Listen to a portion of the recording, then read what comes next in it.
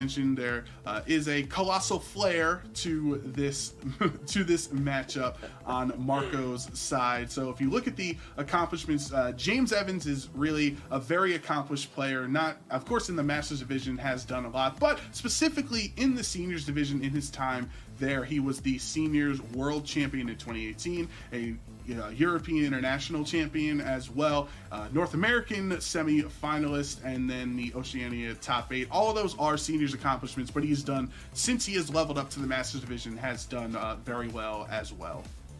Yeah, and the Pokemon on James's side of the field, that Urshifu Rapid Strike, the Landorus Therian, Grimmsnarl, G-Max, Rillaboom, Regieleki, and Celesteela. These are all Pokemon, I think, that are the Series 9, if you will, sort of take. The Series 9 Renaissance, a little bit different than what we saw in Series 7. A lot more bulk. You have that Grimmsnarl and the Celesteela working side by side together. The Landorus Therian, that was a highlight from earlier this morning. So I'm really excited to see how this team pilots, especially when we jump over to Marco's side of the field. Marco's running the same 6 Pokemon we just saw in the last round, and you have to assume that, maybe this is also a more offensive Dragapult. Maybe this is also going to be one of those critical hit Togekiss that did so well previously. So even though Marco, is an up-and-coming trainer, I think this team is definitely one you have to be afraid of, and I cannot wait to see how these two are going to match up.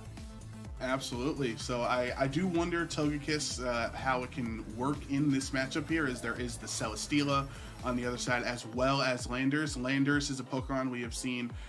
It's not back to its heyday of every team running the Landorus that we enjoyed back in the day using Gabby. But right now, Landorus Therian is a very strong Dynamax option, has access to Max Airstream, the Intimidate as well, and of course a super effective Rock Slide onto that Togekiss.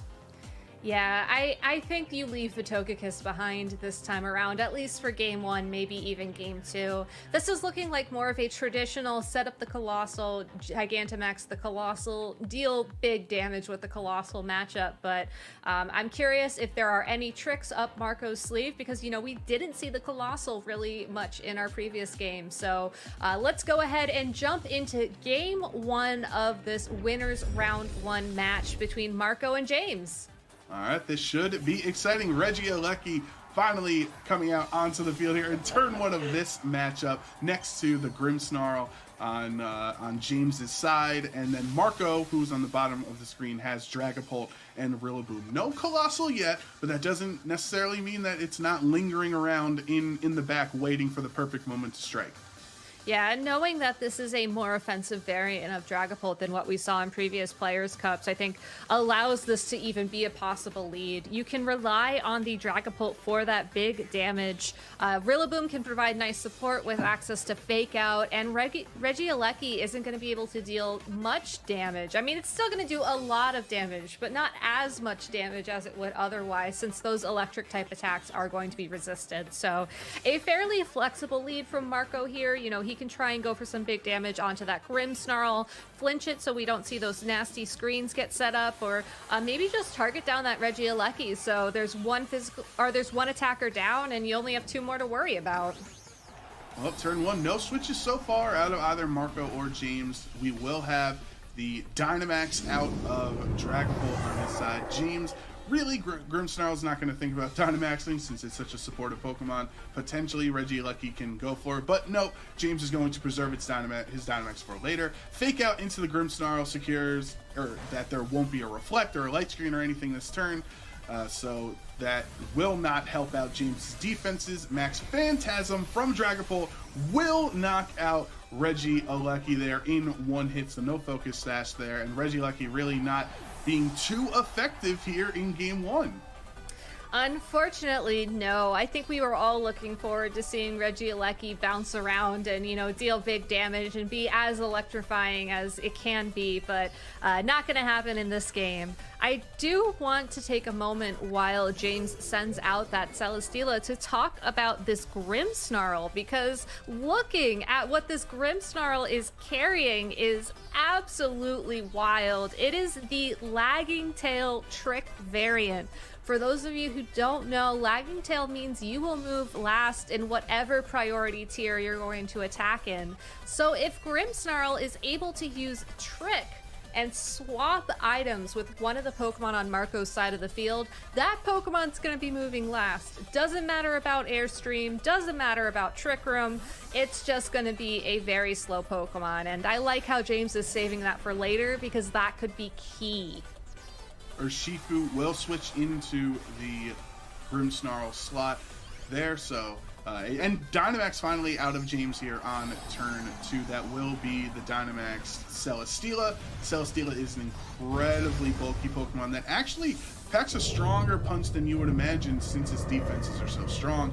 If you can get some max Airstream boost, you'll get very fast as well. And the benefit of an Ultra Beast there is if you claim a knockout, you get the regular boost and a beast boost into a certain stat. So that Grassy Glide from Rillaboom targeting down, Urshifu brings it down to its Focus Sash, and Max Phantasm from Dragapult connecting onto Celesteela. That will lower their defenses by 1 stage here, but now it is up to James. It's up to the Celesteela, and what Celesteela decided to go for on this turn was a Max Steel Spike, bringing its defense back up to neutral because of Max Steel Spike raising your defense by 1 stage. So now the Urshifu is in range of getting knocked out by anything. Rillaboom still has that priority, right, with Grassy Glide next turn, so you wonder what Urshifu's option is here besides a Protect, essentially. And, you know, Celesteela is going to have 1 additional turn of Dynamax after, where this is Dragapult's final turn. Urshifu could go for Aqua Jet to target Dragapult or Rillaboom to try and get some chip damage down before it's going to be knocked out, but I don't think that's necessarily going to make a difference. Dragapult should be able to pick up the KO on Celesteela. It looks like it's sitting perfectly at 50% of its health, so it might come down to a damage roll. But otherwise, you know, very, very close. Rillaboom can target the Urshifu, can target the Celesteela. Marco is in a great position to just let Dragapult keep doing what it wants to do to make the absolute most of those Dynamax turns. Grassy Glide from Rillaboom into Celesteela. That is Marco saying he does not know if the Max Phantasm by itself will take down the Celesteela, so securing it by the double target, and it does. An excellent turn out of Marco. James's Dynamax is now gone for the game. Celesteela only got 1 turn. Oh, excuse me. Actually, it looked on like 1 HP. I thought it'd go down. That's on my end. Celesteela actually tanks it at incredibly low HP and sticks around for the max Airstream to knock out Marco's Dragapult there. Not only getting the Airstream boost, but also getting a Beast boost thanks to the knockout. So Celesteela just like riding that line perfectly, also revealing that it's going to be getting those beast boosts in its special attack stat. This means that Celesteela has been trained in such a way that the special attack stat is its highest stat out of all of them. So great information for Marco moving forwards. Also good to know that that was a roll. That was a really tough roll. An unbelievable roll at that point. Really unbelievable. Fortunately, Marco has enough priority so that you can stall out the possibility of a trick Lagging Tail from this Grimmsnarl. You can finally do that, like 3 HP worth of damage to that Celesteela to pick up that knockout. But wow, Celesteela, what a champ. Yeah, what an absolute unit this Celesteela is for James being able to get the speed boost. Also, if we think about it, Gabby, the max Steel Spike the previous turn was gigantic because it brought Celesteela's defense back to neutral, where if it was still at -1, the Phantasm obviously would have been able to take it out there. So James is just an incredibly smart player there, and it will be knocked out finally thanks to the Rillaboom on Marco's side. So Celesteela will go down this turn, but that was just, you know, I'm still kind of flabbergasted that Celesteela endured that hit. I know, I think I am too. And the other key thing about Celesteela enduring that hit is that Urshifu is now on the field and Incineroar no longer has access to Fake Out.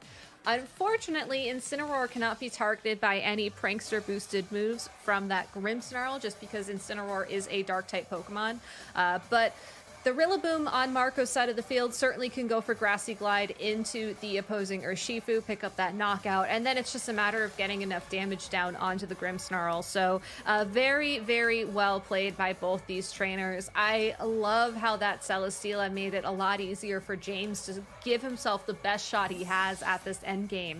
It's just this team, this Dragapult team, without even Colossal making an appearance as we get to see Marco's last Pokemon, is huge. Urshifu will switch into the Incineroar slot there on Marco's side. James is Urshifu going for Protect, and the Spirit Break out of Grimmsnarl is pretty much the only option it has available to it to do any type of damage. It's a neutral attack onto the Rillaboom there, but would be super effective onto Urshifu. But you know, James down to his final two Pokemon, and his Urshifu is very, very, very low here. I think Marco's in a really strong position, especially because he still has the Intimidate access for if he wanted to switch an Incineroar back in. Or if he wanted to switch Incineroar back in to get that grassy terrain back, as Rillaboom will no longer be able to attack with a +1 priority on those grassy glides. That's really something that Marco has to keep in mind here. While I don't expect Urshifu to be able to pick up a knockout on the Rillaboom, and you know, might be something that you just accept that you're going to be slower now, something just to watch. We do get to see these two Urshifu face off together, and it looks like Marco's is faster, at least this turn. Yep, as of right now, you know, could potentially have the same speed, and Marco got lucky there, but for now it did outspeed. Woodhammer from Rillaboom doesn't even need the grassy terrain boost. That will take down Grimmsnarl, and Marco Martinez wins game 1 in winners round 1 against James Evans. That was a really fun match. It was, and it's so wild seeing this Colossal team work as well as it's working without Colossal at all. I think a lot of people forgot, myself included, that Dragapult was one of the key Pokemon that people were looking at back at the start of the VGC tournaments, the VGC series formats, with the introduction of Pokemon Sword and Pokemon Shield. And this is a great refresher as to why. You know, it has fantastic typing. It gets access to Clear Body, so you don't have to worry about Intimidate or, you know, some of its other fantastic abilities. You have access to some of the best max moves in the game. Like, this is a huge threat for James, and I think his adjustments in going into game 2 has to be, okay, so my opponent might not bring the Colossal and might not run that form of this team. How do I get rid of Dragapult? Yeah, especially after the last couple Players' Cups, trainers have become so enamored with Colossal and what it can do that we've kind of lost sight of how special a Pokemon Dragapult can be. It has essentially infinite move access to so many different Dynamax options that can help you in whichever way you want. And with that Life Orb boost, those Max Phantasms getting the same type of attack bonus, they really hurt the enemy team there. So I do want to hop back in here into game 2 and see what James's adjustment is on in this matchup, because Marco, that was a very clean performance in game 1. Yeah, let's go ahead and jump into game 2. I want to take a moment to talk about Grimmsnarl, because it looks like James is leading Grimmsnarl into this game 2 as I was anticipating. Trick Lagging Tail. I mentioned it in game 1. The one thing that Dragapult has to its advantage, especially when staring down this Celesteela, is its speed. If you're able to protect or maybe just get through this one turn of Fake Out on the Grimmsnarl, on the Grimmsnarl from the Rillaboom, and then connect Trick Lagging Tail on Dragapult the next turn, Celesteela will outspeed and deal a lot of damage, and that's possibly how you answer it. Yeah, that's a great point. James deciding to lead Celesteela in this matchup instead of bringing it in on a switch in there shows that he thinks it's better served for Celesteela to start the game and match the Dynamaxes right away from Marco. We know that we had the pleasure of seeing that Dynamax Dragapult is the option out of Marco this turn here. So essentially going for the same strategy of lowering those defenses, and if if Celesteela doesn't go for a Max Steel Strike again, it won't have that defense boost, so it won't be able to take a second Max Phantasm on the next turn. It won't, and Dragapult is really the reason, like that's exactly why you go for the Dynamax again on Dragapult. It's up to James to answer the threat. I do like how there's no Dynamax. Yeah, no Dynamax out of James on turn 1. This Celesteela is just a regular little Celesteela, which is still a gigantic Pokemon in comparison, but not in compared to Dragapult in this moment. And that does well over 90% to Celesteela on that turn. Will lower both of the defenses of Grimmsnarl and Celesteela. The Grimmsnarl had to take that Fake Out from Rillaboom, and Air Slash onto Rillaboom is not enough for a one-hit KO there. So everyone's still hanging on, but there's a lot of damage that was done on that first turn. There was a lot of damage, and I have to wonder if James was assuming that Celesteela would be knocked out in 1, possibly even 2 turns, so that whatever is in the back can come in and Dynamax and just have that better matchup. Assuming Grimmsnarl decides to put a little speed control into this game finally and give that lagging tail to Dragapult. I think that's going to be absolutely key. I cannot say that enough. It's great that you want to try and preserve it for later on in the game, James, but Dragapult is here now. Dragapult is a threat, and unfortunately, if we're looking at the Pokemon James brought the last game, I'm not sure if they can really find a way around this Pokemon if Grimmsnarl doesn't decide to stick around.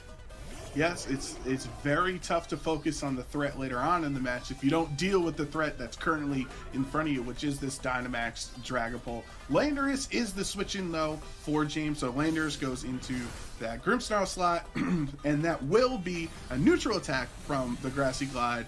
It's connecting on Landorus, and of course this Max Phantasm is going to take down the Celesteela there. So an ineffective game 2 out of Celesteela in this matchup. No Dynamax this time around, right? What we can assume is that James is bringing the Landorus out here as his Dynamax option in this game. Maybe the Grimmsnarl comes back out next to it, and then you start going for the trick option.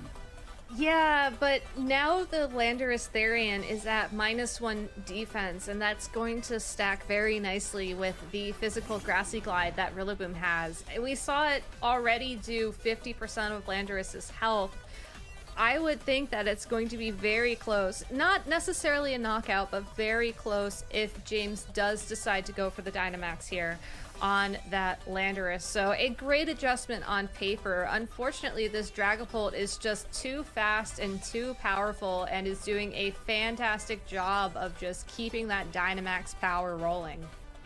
Yeah, the Landorus looks like it's his best option for James, especially on this turn for a Dynamax. Remember, Landorus does have access to Max Airstream thanks to Fly. It does. So that would be a super effective hit onto Rillaboom, knocking it out.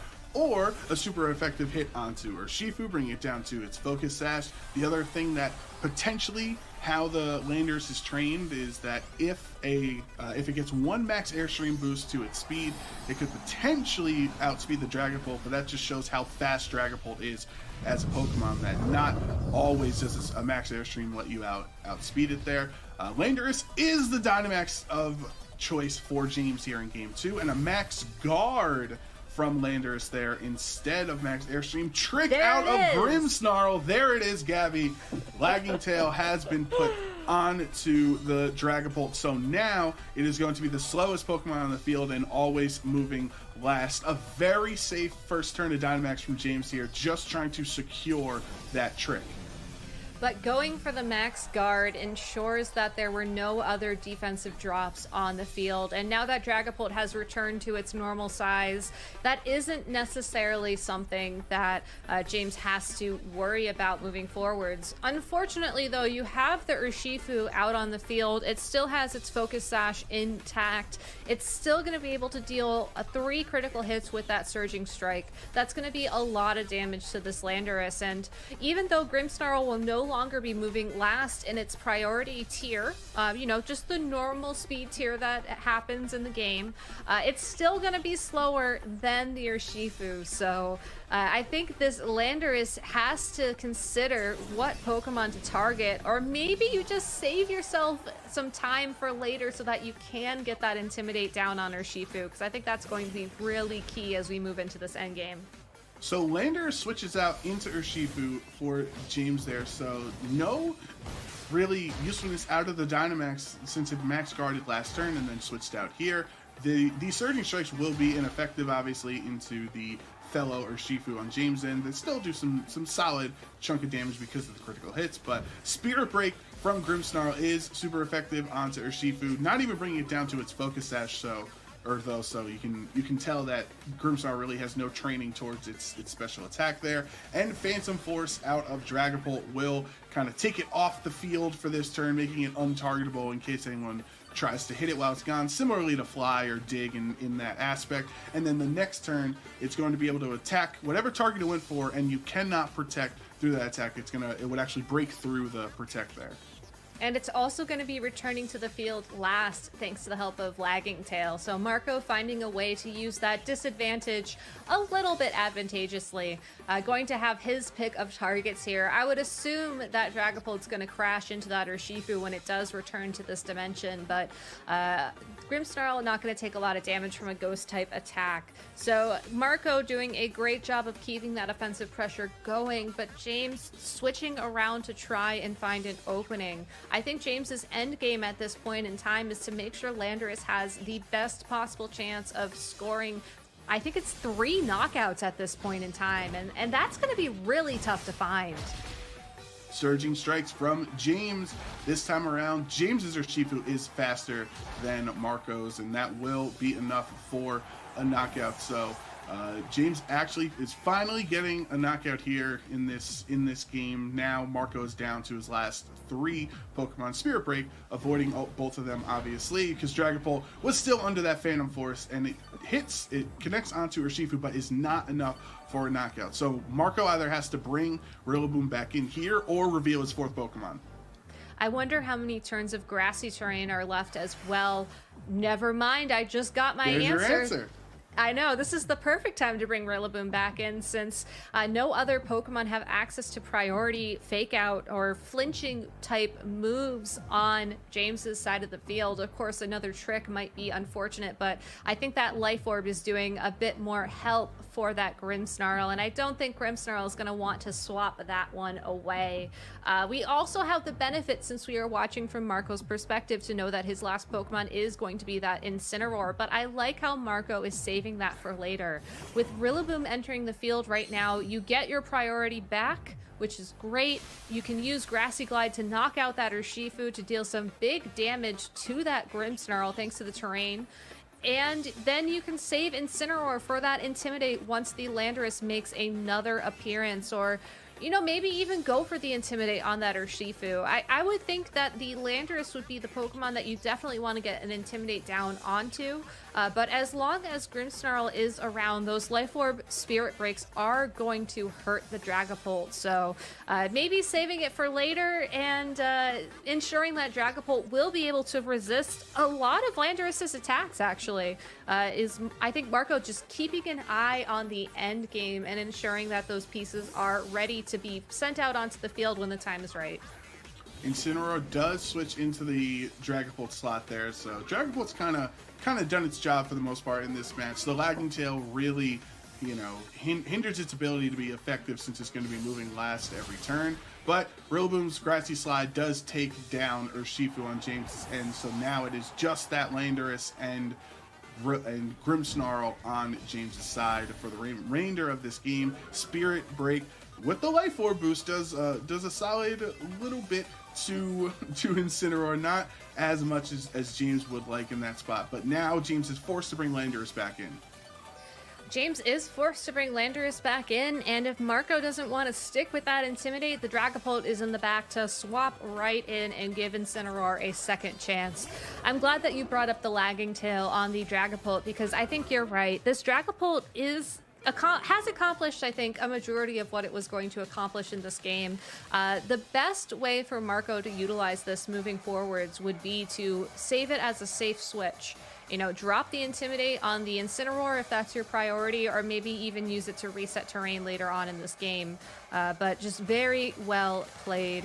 James does have access to some great attacks on this Landorus. It is holding a Life Orb, does have, the standard Earthquake, Rock Slide, Fly fare that we've expected to see at this point in time. But Fly is going to take 2 turns to connect with Rillaboom. Earthquake's going to deal damage to your own Pokemon. It's a tough position to be in. Grassy Glide goes into Landorus's Protect on this turn as Dragapult switched into the Incineroar slot. So Marco can just bring the Incineroar in later again and get an Intimidate off onto the Landorus there. Spirit Break still not enough to take out the Rillaboom, and it's going to recover even more HP thanks to the grassy terrain on the field there. So, you know, Grimmsnarl, we thought it was nice that it got the Life Orb, but even with that extra 30% damage, it's still not doing enough. I wonder if you switch in the Incineroar again immediately just to get a second Intimidate down on that Landorus. It might be a little bit greedy, but on the other hand, you know, this Dragapult is going to be taking a lot of damage from that Spirit Break. We do have the benefit of knowing, like you called out earlier, Joe, that this Grimmsnarl isn't necessarily trained in special attacks since it wasn't able to bring that Urshifu down to its Focus Sash. So maybe if Marco knows just how bulky this Dragapult has been trained, knows if he can take one of those Spirit Breaks and can react accordingly. Rock Slide, Landorus does hang on with a sliver of HP, knocks out on Rillaboom, connects onto both, and this is huge for James. The Life Orb knocks itself out in this spot, but will Dragapult get flinched in here? Spirit Break out of the Grimmsnarl is super effective on the Dragapult. We don't even need to find out if he got flinched because the Life Orb is putting in work there. So it is Life Orb Grimmsnarl against Marco's Incineroar in this spot, which would be able to hit it neutrally, and Incineroar doesn't have too much to go after the Grimmsnarl. It doesn't, but on the other hand, I think Incineroar is a better suited attacker in this situation. Flare Blitz is just a more powerful move than Spirit Break before you take the Life Orb into account. So we'll have to see how much damage these Pokemon can do to each other to figure out who exactly is going to out damage the opponent. I would assume that this Incineroar those Flare Blitz are really going to hurt, but I have not done my Life Orb Grimmsnarl calc, so let's see how this unfolds. The other thing you have to worry about, Gabby, is the Flare Blitz recoil is essentially, you can essentially view it as additional damage on the Spirit Break attack there because he's taking that first every time. But you see just how little damage that Spirit Break did there. If it was a little bit more, maybe James could have found himself in a position. But at this point, eventually Grassy Terrain's going to run out, right? So you're not going to have that health recovery. And eventually is now. The Grassy Terrain runs out. Incineroar can just click Flare Blitz again, and Martinez can move on to Winners Round 2. Yeah, that Life Orb really helping out Grimmsnarl, but I think in the end hindering it just a little bit, as that damage it took from using an attack really offset the healing provided from the Grassy Terrain. So